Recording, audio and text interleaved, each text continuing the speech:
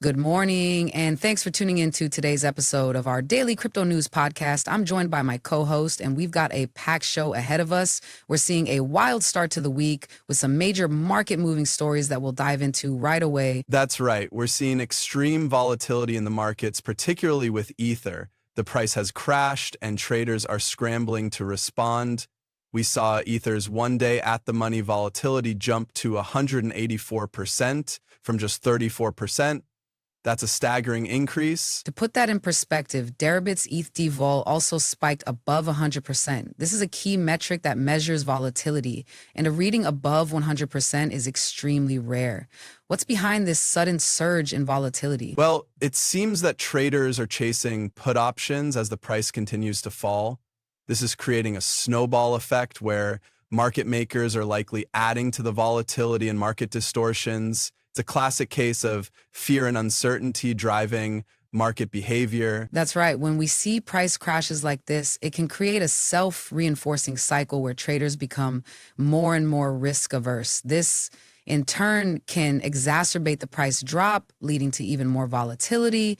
It's a vicious cycle that can be difficult to break. Exactly. And what's interesting here is that Ether's volatility is having a ripple effect across the broader crypto markets. We're seeing other assets respond to this price action, with some experiencing similar volatility spikes.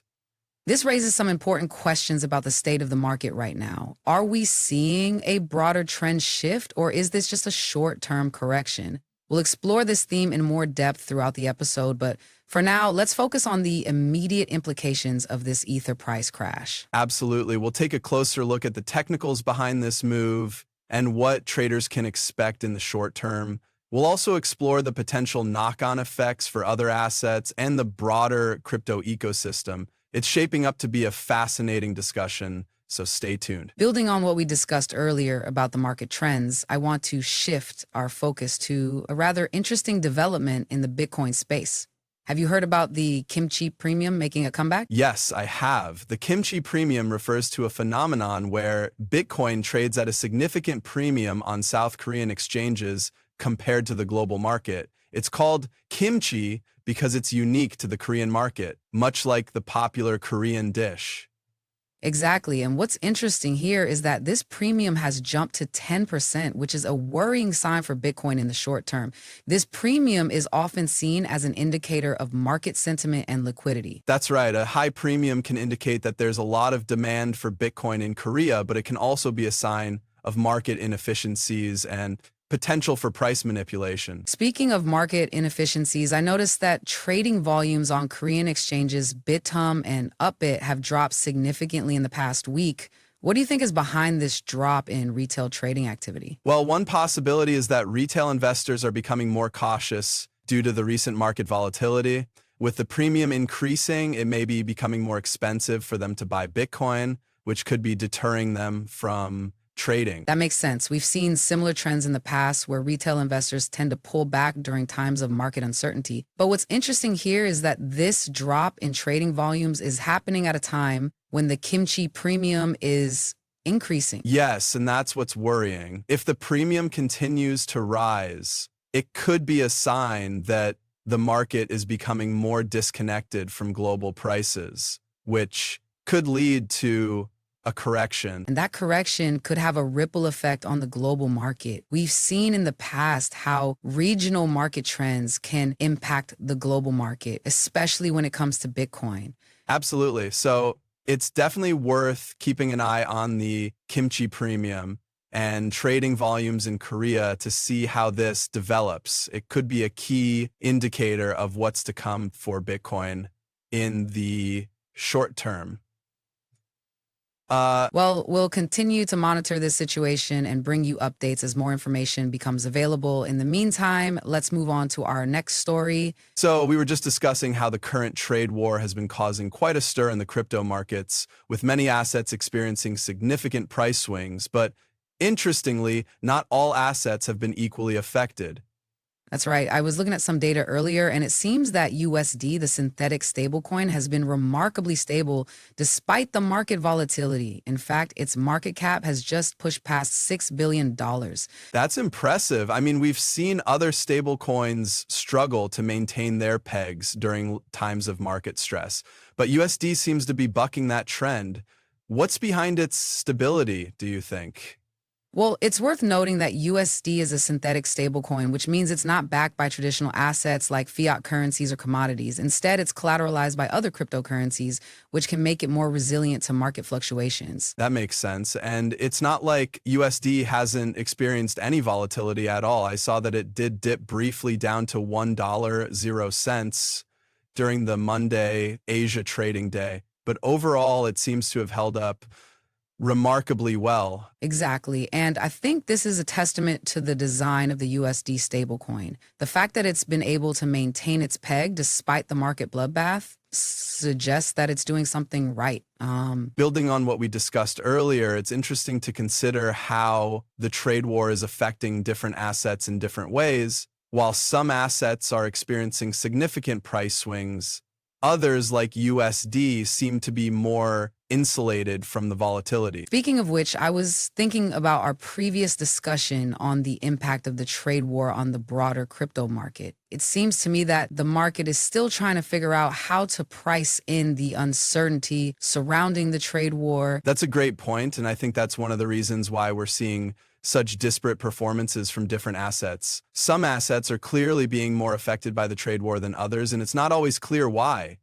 Exactly. But in the case of USD, at least, it seems like business as usual. Despite the market volatility, it's continuing to chug along, maintaining its peg and growing its market cap. It'll be interesting to see how it continues to perform in the coming days and weeks. Building on what we discussed earlier about the increasing regulatory scrutiny in the crypto space, it seems some exchanges are making headway in terms of compliance. Coinbase, for example, just secured a spot on the UK's crypto register. That's a significant development considering the challenges of landing on that list. If I recall, the FCA has been quite stringent in its evaluation process, and only a small percentage of applicants have been successful. Exactly. According to the FCA's data, only about 14% of applicants have managed to secure a spot on the register. So Coinbase's achievement is no small feat. This registration essentially allows them to offer both crypto and cash services to investors and traders in the UK. And that's a huge market. The UK has been a significant hub for crypto activity, and having a major exchange like Coinbase operate there could help increase adoption and confidence in the space. What's interesting is that this development comes at a time when regulatory clarity is still a major concern for many crypto businesses. Speaking of regulatory clarity, it's worth noting that the FCA's crypto register is seen as a benchmark for compliance in the industry. By securing a spot on this list, Coinbase is demonstrating its commitment to adhering to strict anti-money laundering and know your C customer standards. That's true, and it could set a precedent for other exchanges to follow suit. If Coinbase can navigate the complex regulatory landscape in the UK, it could pave the way for others to do the same. Of course, this also raises the bar for smaller exchanges that may not have the same resources or infrastructure to devote to compliance. Absolutely. Compliance is a costly and time-consuming process, and it's likely that we'll see some consolidation in the industry as smaller players struggle to keep up with the regulatory requirements. Nevertheless, Coinbase's success in the UK is a positive sign for the industry as a whole, and it will be interesting to see how this development plays out in the coming months. And it's not just about the UK market. This could have broader implications for the global crypto landscape. As regulatory frameworks continue to evolve, we may see more exchanges seeking to establish themselves in jurisdictions with clear and supportive regulations. That's a great point. The crypto space is inherently global, and regulatory developments in one country can have ripple effects worldwide. As we continue to follow these developments, it's clear that the intersection of regulation and innovation will remain a key theme in the crypto space. We've been talking about the impact of celebrity endorsements on crypto, and I think our last story of the day really drives that point home.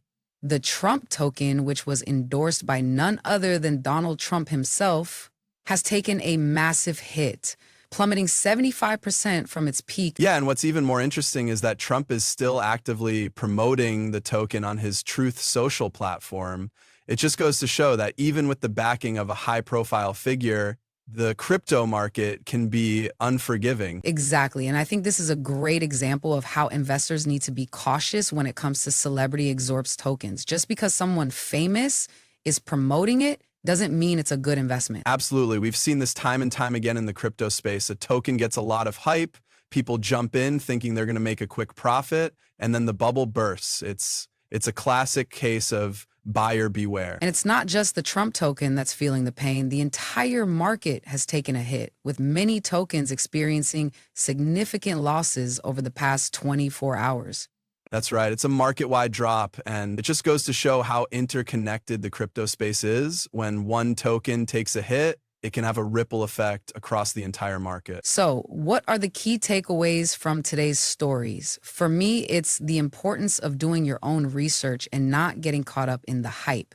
Whether it's a celebrity endorsement or a new token that's getting a lot of attention, it's crucial to take a step back and look at the fundamentals. I agree. And I think another important point is the need for diversification. Don't put all your eggs in one basket, especially in a market as volatile as crypto. Absolutely. And finally, what's your market outlook for the next 24 hours? Do you think we'll see a continued downturn, or is there a chance for a rebound? Well, I think it's hard to predict with certainty, but I do think we'll see some stabilization in the market. There's still a lot of uncertainty out there, but I'm cautiously optimistic that we'll see some gains in the next 24 hours. All right. Well, that's all for today's show. Thanks for tuning in, and we'll catch you all on the next episode. And don't forget to follow us on social media for all the latest crypto news and updates. Until next time, stay crypto savvy. And one last thing, if you want to hear more about the Trump token and its rise and fall, check out our bonus episode that's dropping tomorrow. We'll be diving deeper into the story and exploring what it means for the future of crypto.